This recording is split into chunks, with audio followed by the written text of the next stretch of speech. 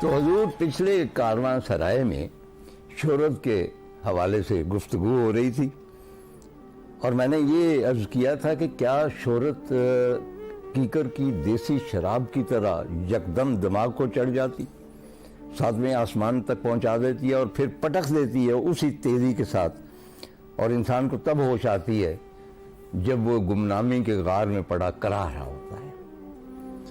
خواتین و حضرات، اس سلسلے میں نے یہ بھی عرض کیا تھا کہ سوال یہ ہے کہ شہرت ایک دیوی ہے یا ڈائن۔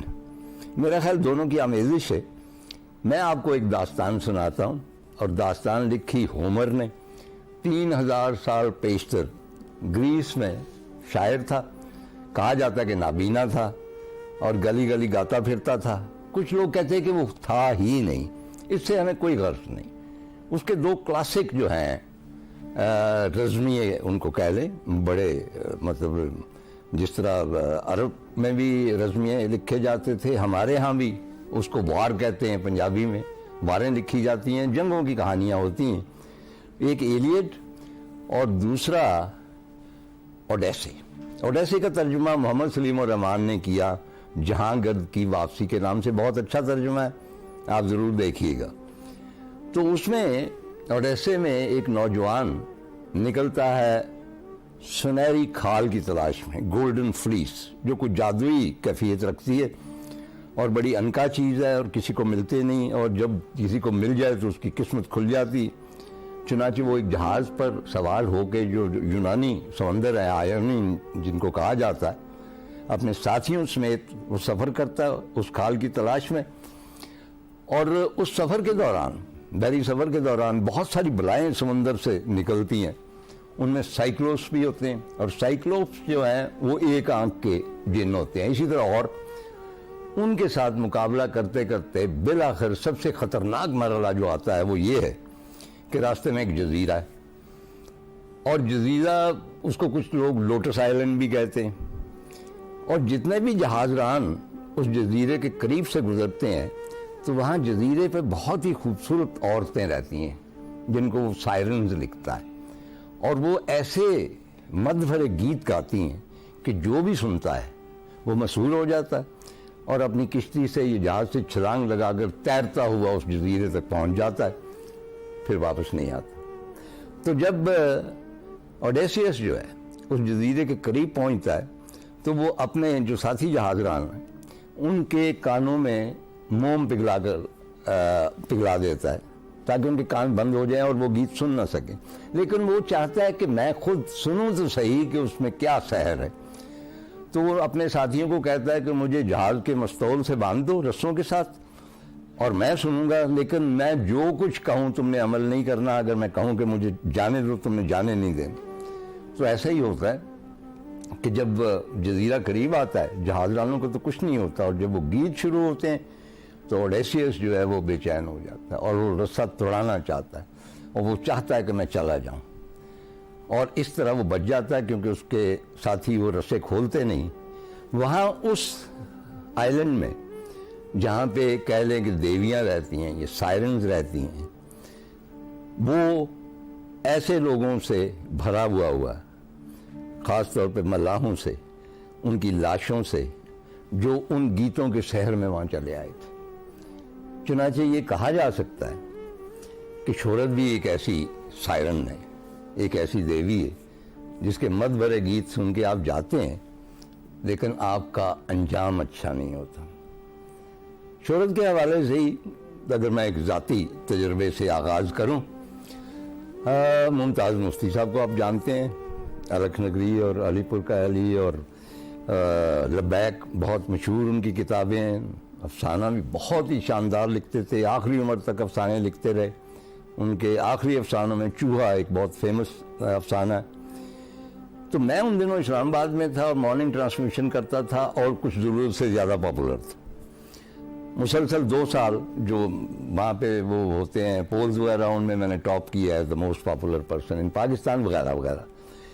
یہ وہ زمانے تھے، ایک لٹریری فنکشن تھا، میں فارغ ہوا، بہت سارے لوگ آ گئے اور وہ آٹوگراف اور تصویریں وہ سارا کچھ، اور میں نے دیکھا کہ مفتی صاحب بڑے غور سے دیکھ رہے ہیں۔ وہ جب ہجوم چھٹ گیا تو میرے پاس آئے، کہنے لگے تارڑ یہ شہرت تمہیں کھا جائے گی، تو میڈیا چھوڑ دو، تمہارے اندر صلاحیت ہے ایک بڑا ادیب بننے کی، لیکن تم نہیں بنو گے کیونکہ یہ شہرت جو ہے تمہیں کھا جائے گی۔ تو میں نے ان سے عرض کیا، میں نے کہا مفتی صاحب میں حلفیہ بیان کرتا ہوں کہ میں نے اس شہرت کو کبھی سیریسلی نہیں لیا، میں جانتا ہوں کہ یہ ایک عارضی چیز ہے، میں اسے انجوائے ضرور کرتا ہوں، اور میڈیا میں اس لیے نہیں چھوڑ سکتا کہ یہ میری زندگی ہے، اور صرف کتابیں لکھنے سے گھر کا خرچ پورا نہیں ہوتا۔ کہنے لگے نہیں، میڈیا نہیں چھوڑو گے تو میں تم سے بات نہیں کروں۔ اس کے بعد جہاں میں جاتا وہ منہ دوسری طرف موڑ لیتے۔ 6 ماہ تک یہی سلسلہ جاری رہا۔ پھر ایک روز ان کا ایک خط آیا مجھے، وہ میرے پاس ابھی تک محفوظ ہے۔ انہوں نے اوپر میرا نام لکھا اور نیچے جو پہلا لفظ تھا انہوں نے لکھا تھا، فقرہ جو تھا کہ میں نے جھوٹ کہا تھا کہ شہرت تمہیں کھا جائے گی۔ اس کے آگے کچھ توصیفی فقرے تھے، لیکن اس کے آگے آخر میں بڑا ایک ریلیونٹ ریفرنس تھا۔ انہوں نے اپنے کسی دوست کا حوالہ دیا، ان کا دیکھو اس کو شہرت کھا گئی اور وہ ایک بہت بڑا ادیب بن سکتا تھا، اور اب یہ میں کوٹ کر رہا ہوں مفتی صاحب کو، اب وہ شہرت کی راکھ پر بیٹھا ہوا پر پھڑا رہا ہے اور اس کے حصے میں راکھ کے سوا کچھ نہیں آیا۔ یہ مفتی صاحب کی بات۔ تو ادیبوں کا سلسلہ چل نکلے تو مجھے یاد آتے ہیں حفیظ جلندری صاحب، ماشاءاللہ ہمارے قومی ترانے کے خالق۔ تو ہم بھی ان کے مداحین میں شامل تھے، اور آپ جانتے ہیں کہ بہت زبردست شاعر تھے، نظم گو بھی تھے۔ ابھی تو میں جوان ہوں، ہم اس کے سحر میں تھے۔ شاہ نامہ اسلام بھی انہوں نے لکھا، اور اس زمانے میں شاہ نامہ بہت پاپولر تھا، اب اس کی طرف زیادہ توجہ نہیں جاتی، بلکہ منٹو صاحب اور ان کے دوستی تھی، ہم اثر تھے۔ تو حفیظ صاحب چھیڑتے تھے منٹو کو کہ اوے تو کی گندی گندی کہانیاں لکھنا ہے، کی کہانیاں لکھنا ہے، وہ اس طرح بولتے۔ تو ایک روز تو پڑھیا میرا شاہ نامہ؟ تو ایک روز منٹو نے کہا، اور منٹو آپ کو جانتے ہیں، منٹو ہی تھا نا، کہنے لگا حفیظ میں نے وہ شاہ نامہ پڑھا ہے، اس میں ایک شعر ایسا آیا ہے کہ بھئی اس میں جو فلسفیانہ گہرائی ہے میں تو اس تک نہیں پہنچ سکا۔ بھئی کیا بات ہے، کوئی عجیب آسمانی چیز ہے، تو میں کچھ بتاؤ گے اس کا مطلب؟ حفیظ صاحب تیار ہو گئے نا، بڑا سیریس موڈ، کہنے لگا کیڑا شعر ہے؟ منٹو صاحب کہنے لگے یہ لڑکا جو کہ بیٹھا ہے، یہ لڑکی جو کہ بیٹھی ہے، یہ پیغمبر کا بیٹا ہے، یہ پیغمبر کی بیٹی ہے۔ کہنا کہ بڑا مشکل شعر۔ اس کے بعد جو حفیظ صاحب نے کہا وہ میں یہاں پہ بیان نہیں کر سکتا، لیکن بہرحال میری جو پہلی ملاقات ہوئی حفیظ صاحب سے، وہ سیارہ ڈائجسٹ کے دفتر میں مقبول جہانگیر کے، ان کی دوستی تھی آپس میں، تو ظاہر ہے میں مداحوں میں شامل تھا، مؤدب ہو کر بیٹھ گیا۔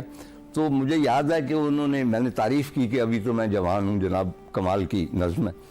تو کہنے کہ نہیں، یہ ملکہ پکھراج نے اچھی نہیں گائی، میں نے جس طرح کہا تھا نا اس طرح گاتی تو بہت بہتر۔ پھر انہوں نے گا کے سنائی جو دھن انہوں نے پیش کی، کیونکہ ترنم ان کا بہت اچھا تھا، لیکن تب تک بہت بوڑھے ہو چکے تھے، چنانچہ ایک عجیب سا سما پیدا ہو گیا۔ تو آخر میں اب میں بھی نہ رہ سکا، میں نے کہا جی حفیظ صاحب شکر ہے کہ ملکہ نے، پکھراج نے اس طرح نہیں گایا جس طرح آپ گا رہے ہیں۔ اور پھر وہ خفا ہو گئے، خفا بھی بڑی جلدی ہوتے تھے۔ ایک دفعہ اور خفا ہوئے تھے، ایک دفعہ بوٹ خریدنے گئے انارکلی کہیں، اور ظاہر ہے کہ بہت مشہور تھے، ایوری بڈی نیو ہے، پورے سب کانٹیننٹ میں ان کی شہرت تھی، اور وہ ایکسپیکٹ کرتے تھے کہ ہر ایک آدمی جو ہے وہ مجھے پہچانے۔ تو وہ بوٹ والا جو تھا اس نے نارمل جس طرح گاہک کو، مطلب ہے کہ ہمیں بھی ہے عادت، ہمیں بھی کوئی اگر ہم کہیں جائیں تو ہم ایکسپیکٹ تھوڑا سا تو کرتے ہیں نا کہ بھئی یہ جانتا ہوگا، تو اس طرح حفیظ صاحب تو بہت اوپر والے درجے پہ تھے۔ تو جب اس نے نہیں پہچانا ان کو تو انہوں کہنے لگے کہ اوے تو میں نے پہچانیا نہیں؟ انہوں نے کہا نہیں، میں حفیظ جلندری ہاں۔ وہ دکاندار اٹھ کھڑا ہوا، آگے تو آگوش میں لے کے کہا لو جی میں بھی جلندر کا ہوں، بڑے عرصے سے کوئی جلندری بندہ نہیں ملا تھا۔ ظاہر ہے کہ حفیظ صاحب اس سے بھی خفا ہو گئے۔ تو یہ سلسلے ہیں کہ بھئی شہرت جو ہے نا وہ خراب کرتی، چوڑ کر دیتی تھوڑا سا۔ آپ کو شاید یاد ہو کہ ایک میرا سیریز تھا، نہیں بھی یاد تو میں یاد دلانا چاہتا ہوں، نہ بھی دیکھا ہوا، خیر بڑی مطلب پرانی باتیں میرے پاس ہیں ہی، پرانی باتیں۔ 83 ایئرز اولڈ بندہ ہو تو اس کے بعد پرانی باتیں ہوں گی نا، ماڈرن کہاں سے آئیں گے؟ تو اس سیریز کا نام تھا ایک حقیقت ایک افسانہ. ریاض بٹالوی صاحب مشرق میں کام کرتے تھے, تو وہ مختلف موضوعات کے اوپر کالم لکھتے تھے, فیچر بلکہ, اور بڑے زبردست فیچر تھے, وہ بہت پاپولر تھے. ان کو بیس بنا کے تو وہ ٹیلی ویژن سیریز تیار کی گئی, مختلف ڈرامہ نگاروں نے اسے لکھا, اور مجھے اس کے جو مرکزی کردار ہے صحافی کا, امجد کا, وہ سونپا گیا. تو پہلا ڈرامہ جو تھا میں پاگل ہوں, قمر آفتاب نے کیا, تو وہ تو خیر بڑا اچھا گیا. دوسرے ڈرامے میں انہوں نے دیکھا کہ میں ذرا الوف ہوں کیونکہ میں اکیلا ہوتا ہوں, انہوں نے ایک ایڈیٹر اس میں ڈالا ایک ایپیسوڈ کے لیے, اور وہ تھوڑا سا مخبوط الاواز, اور یہ تھے نثار قادری. تو نثار قادری نے اپنا ایک خاص انداز بنایا, کچھ ہم نے کنٹریبیوٹ کیا, کچھ کنور نے, اور بہت اچھا کریکٹر اس نے کیا. تو میں نے ریکویسٹ کی کہ جی اسے آئندہ ایپیسوڈز میں بھی رکھیں, کیونکہ میں سیریس رہتا ہوں اور یہ اس طرح مسخریاں کرتا رہے گا تو یہ اچھا لگے گا. چنانچہ اس نے ادا کیا اور حق ادا کر دیا. اب نثار کو وہ جو شہرت ملی تو وہ بڑی ان ایکسپیکٹڈ تھی, کیونکہ چھوٹے موٹے رول تو وہ کرتا ہی تھا, یہ بہت بڑا رول تھا. کہا یہ جاتا ہے کہ کراچی کے ایک ہوٹل میں موصوف اکثر بیٹھتے تھے, ویٹرز آگے بتا دیتے تھے کہ جی فلاں کمرے میں کھانا پینا اچھا ہو رہا ہے, تو یہ جاتے تھے اسی طرح سگریٹ اور اسی طرح بال پریشان کر کے ناک کیا, اندر سے کوئی صاحب نکلے تو ان سے کہا ماچس ہے آپ کے پاس؟ انہوں نے قادری صاحب آئے, اندر آئے. چنانچہ وہ کہتے ہیں کہ بڑا عرصہ انہوں نے اس طرح بہت اچھی ضیافتیں جو تھیں اٹینڈ کی, اور اس کا اینڈ وہی ہوا کہ ایک روز اسی طرح گئے, ناک کیا, سگریٹ منہ میں, اور کہا بھائی ماچس ہوگی آپ کے پاس؟ تو ان صاحب نے کہا کہ تمہیں کوئی بیہیو کرنا چاہیے, کیوں آپ ڈسٹرب کرتے ہیں پرائیویسی میں. وہ ماچس لا کے اندر ماچس دے دی. That was the end of it. Last time Qadri کو میں ملا, سڑک پہ جا رہا تھا, یاور حیات ان دنوں حیات تھے, ان سے ملنے جا رہا تھا. بڑا خوش ہوا, کہنے لگا یار مستنصر ایک فلم بناتے ہیں, اس میں میں تم ہوں گے, وہ بڑی سپر ہٹ ہوگی, میں کوئی فائنینسر ڈھونڈ لوں گا, وہ دیکھو نا ہم پلے کرتے ہیں, یہ کرتے ہیں. سب پائپ ڈریمز تھے. وہ ختم ہو گیا تھا سلسلہ. اس کے بعد مجھے نہیں معلوم کہ ان دنوں میں کہاں ہے. قدر توقف فرمائیے.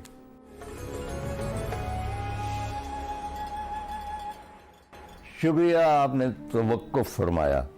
خواتین و حضرات, وہ ایک بوڑھا داستان بیٹھا ہوا ہے, آپ کو شہرت کی داستانیں سنا رہا ہے. بہت سارے لوگ جو خوش نصیب ہوتے ہیں ان کی شہرت ذرا ایکسٹینڈ ہو جاتی, تھوڑی بہت چلتی ہے آخر تک, اور انہیں کوئی ڈھارس بندی رہتی ہے. لیکن کچھ لوگ ایسے ہوتے ہیں جنہوں نے بہت کام کیے ہوتے ہیں اور مکمل طور پہ گمنامی میں چلے گا, ان کی حالت ذرا دیکھے نہیں جاتی. میں اسی سلسلے میں ایک ذاتی قصہ ہی ہے جو مجھ پہ گزری ہے, وہی میں آپ کو سناتا ہوں. کہ پی ٹی وی میں یعقوب ناسک ہمارے دوست تھے, بہت اچھے دوست, پروڈیوسر تھے.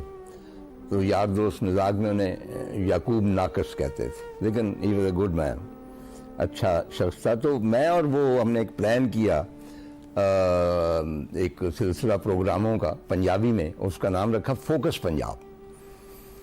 اور اس میں ہم نے بلائے ہیل پڑھنے والے, اور اس کے بعد جو پرانے میلوں ٹھیلوں میں ایکٹنگ کرتے تھے اس قسم کے لوگ, ان نون لوگ بلائے, کوئی وی آئی پی نہیں تھا اس میں. تو ایک روز میں گیا اسٹوڈیو میں, تو وہاں پہ ایک خاتون بیٹھی ہوئی اور بوڑھی سی تھی اور بڑے معمولی سے کپڑے. پہلے میں نے سوچا کہ شاید صفائی کرنے والی ہیں ٹی وی اسٹوڈیو کے اور تھک گئی ہیں, بیٹھ گئی ہیں, مطلب شی لکڈ سو آرڈنری. تو میں نے یعقوب سے پوچھا, میں نے کہا یہ کون ہے؟ کہنے کہ ان سے آج ان کا انٹرویو آپ نے کرنا ہے. میں نے کہا یہ ہیں کون؟ کہنے کہ یہ آپ سے بات کیجیے, آپ کو معلوم ہو جائے گا. ریکارڈنگ شروع ہوئی, تھوڑا بہت میں جانتا جو انہوں نے بتایا. سرسری سا, ان کا نام تھا حمیدہ بانو. میں نے کہا اچھا حمیدہ آپ کیا کیا کرتی رہی ہیں زندگی میں؟ کہنے لگی دیکھیں میں لاہور کی رہنے والی ہوں اور مجھے اور میری بہن کو بہت شوق تھا گانے کا. پرانی بات ہے. تو ہم دونوں بہنیں کلکتہ چلی گئیں. تب پرتھوی راج تھیٹر کلکتہ میں ہوا کرتا تھا تو ہم نے وہ جوائن کر لیا. میں نے کہا پرتھوی راج کپور کا تھیٹر؟ کہنے کی جی ہاں. وہاں پہ ہم ایکٹنگ بھی کرتی تھی, گاتی بھی تھی. تو میں نے کہا ایکٹنگ کس کے ساتھ کی؟ راج صاحب کے ساتھ کی, ششی صاحب کے ساتھ کی. وہ سارے کپورز کے اس نے نام لیے. اچھا, مجھے یقین نہیں آ رہا تھا کہ یہ جو آرڈنری سی خاتون ہے یہ کس طرح پرتھوی راج کپور کے تھیٹرز میں کوئی کام کرتی رہی ہے, چاہے چھوٹا موٹا ہی کام ہو لیکن بہت بڑا تھیٹر تھا. پھر کہنے کی جی میں پھر اس کے بعد بامبے آ گئی اور بامبے گاتی رہی. میں نے کہا کن کے ساتھ گایا؟ کہنے کی جی سولو گائے ہیں کہ تقریباً 100 گانے. میں نے کہا ہندوستانی فلموں کے پری پارٹیشن؟ اس نے کہا جی ہاں بالکل. میں کس کس کے ساتھ گایا؟ اس نے تمام, امیر بھائی کرناٹکی, خورشید, لتا جی, مگر you name it, Geeta Dutt. میں نے کہا کن کن موسیقاروں کے ساتھ کام کیا؟ وہ بھی ایک لمبی لسٹ تھی. انل بسواس اور اس کے بعد جتنے بھی برمن وغیرہ ہیں, جتنے نام, نوشاد صاحب کے نام لیے. تو میں نے کہا کہ آپ کا کوئی گانا ہٹ ہوا؟ کہنے کہ جی ایک گانا تھا اور اس کے بول تھے بدریا برس گئی اس پار. خواتین حضرات, جب میں نے یہ سنا ہے میں نے کہا آپ نے گایا؟ ان کہ جی. میرے ساتھ خورشید تھی, گھٹاگن گور والی, اور مکیش تھے, لیکن مین تھی گانے والی. میں ایک سناٹے میں آ گیا کہ کیا یہ وہی عورت ہے جس نے بدریا اپنا برس گئی اس پار گایا ہے؟ کیونکہ میری والدہ صاحبہ کا ایک چچا ہوتا تھا, اس کو میں نے بخش جہاں کے روپ میں پیش کیا اپنے ناول خز و خاشاک زمانے میں. تو وہ ایک چھوٹی سی حویلی تھی, اس کا مطلب کھنڈر سا تھا. آخری عمر میں نے دیکھا, میں 7-8 سال کا تھا, اور وہ وہاں بیٹھ کے صبح ایک افیم کی گولی کھائی یوں رہے ہوتے تھے, بچوں کو گالیاں دے رہے, حقہ پی رہے. بہت خوبصورت شخص تھا, پٹے لمبے لمبے سنہری اور ناک بڑی ترچھی اور بلو آنکھیں. اور اس کی ایک کمرہ حویلی کا جو تھا کھنڈر نما تھا, اس کے اندر اس کے پاس ایک پرانا گرامو فون تھا, وہ سوئیوں والا. اور میں جب بھی جاتا تھا اس کو دیکھنے کے لیے یا ویسے جھانکنے کے لیے, تو اندر سے اس کھنڈر میں سے آواز آ رہی ہوتی تھی بدریا برس گئی اس پار. چاچا جہان خان یا بخش جہان جو تھا یہ اس عورت کو سنتا رہا اور میں اس سے فیسینیٹ ہوتا رہا. تو میں نے ظاہر ہے کہ میں اس کے بعد انہوں نے اور باتیں شروع کر دی. پھر انہوں نے کہا جی میں پاکستان آ گئی. یہاں پہ سوائے نور جہاں صاحبہ کے اور کسی نے میری مدد نہیں کی. اور بعد میں مجھے معلوم ہوا کہ ایکچولی میرا تو تجربہ نہیں ہے فلمی دنیا کا, کہ وہاں بھی مختلف ڈومینیشن ہوتی ہے مختلف لوگوں کی. وہ میوزک ڈائریکٹرز ہوں, لائٹ مین ہوں, کیمرہ مین ہوں, کوئی بھی ہو, گروپس ہوتے ہیں, مافیا تو نہیں انہیں کہہ سکتے. تو ان زمانوں میں 2 ٹاپ کی سنگرز تھیں, زبیدہ خانم اور کوثر پروین. آشا بھوسلے کی بہن تھی.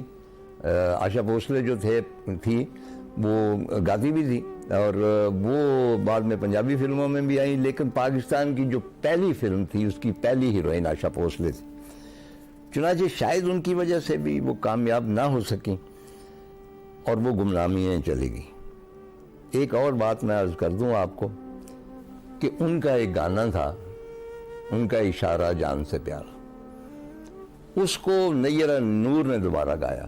اور ڈیفینیٹلی آپ نے اگر نیرہ کو پسند کرتے ہیں, اور کون ہے جو نیرہ کو پسند نہیں کرتا, اس نے گایا اور اس کو پھر ریوائیو کر دیا. یہ حمیدہ بانو کا گایا ہوا تھا.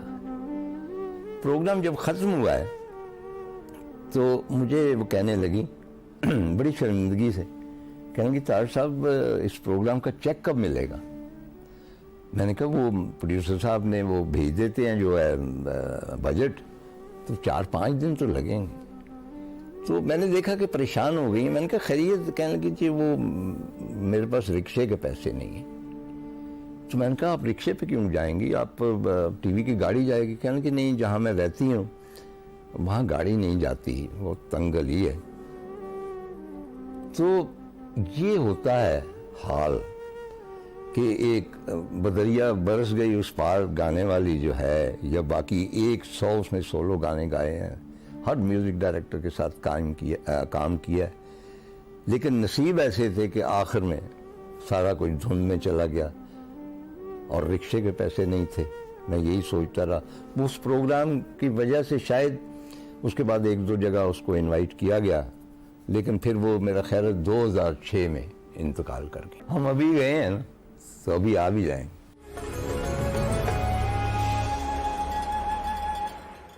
انتظار ختم ہوا۔ شہرت سے گمنامی تک کا جو سفر ہے، اس کی ایک اور داستان آپ کی خدمت میں پیش کرتا ہوں۔ مجھے یقین ہے کہ آپ ایک داستانوی اداکارہ اور گلوکارہ کو جانتے ہوں گے، نہیں جانتے تو آپ بدقسمت۔ اس کا نام تھا ثریا۔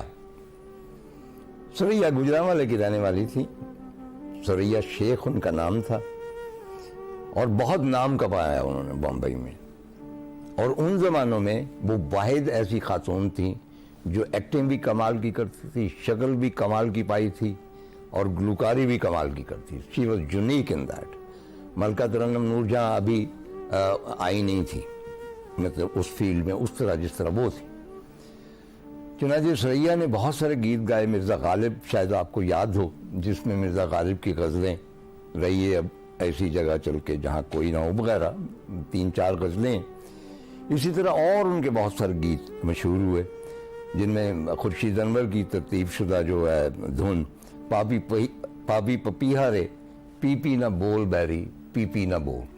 ایک اور گانا ان کا من مور ہوا متوالا رے، یہ کس نے جادو ڈالا رے۔ آپ اس گانے کو اب سنیں، وہ واقعی جادو بھرا گانا ہے۔ اور اس طرح کے سینکڑوں گانے کہاں تک شمار کیے جائیں۔ تو وہ مطلب ہے کہ جو ہالی ووڈ کے ایک ایکٹر تھے، آپ ان سے واقف ہوں گے، گریگری پیک، کیونکہ وہ مختلف فلموں میں مطلب ہے کہ گنز آف نیوران وغیرہ میں آئے۔ تو ثریا کا ان کے ساتھ افیئر نہیں تھا، یہ ان کی مداح تھی۔ تو ایک مرتبہ وہ کہیں جاتے ہوئے بامبے ایئرپورٹ پر رکے اور انہوں نے ثریا کو فون کیا اور ثریا وہاں پہنچ گئی۔ بہت بڑا سکینڈل ہوا، بڑی بات تھی اس زمانے میں کہ ہالی ووڈ کا اتنا بڑا ایکٹر جو ہے وہ ثریا کے لیے وہاں ٹھہر گیا۔